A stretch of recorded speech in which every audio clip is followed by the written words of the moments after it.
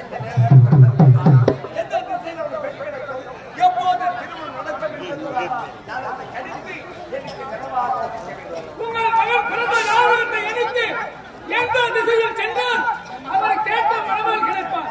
எந்த நல்லாளில் மணிமூடு சுட்டு அளவு பார்க்கலாம். அப்படி இந்த திருநாளை கணித்து குறிக்க வேண்டும். ஜாதகத்தை சாதக மக்கள் பாவர மக்கள் அனைவருக்கு குறிக்க வேண்டும். உங்கள் இடத்திலே ஜாதகத்தை உள்ளபடியோடு குறிக்க வேண்டும். அப்படியே செய்ய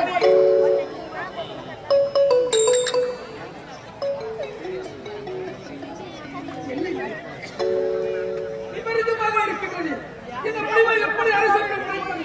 ஆனால் இருந்தாலும் உழைப்பித்தானே ஆக வேண்டும். இதுதானே நீ அரசு நான் உழைக்கும் போன்ற பதிலுக்கு நீங்கள் மனம் கலங்க வேண்டாம். மனதை நிலைப்படுத்திக் கொள்ளுங்கள். சொல்ல வார்த்தை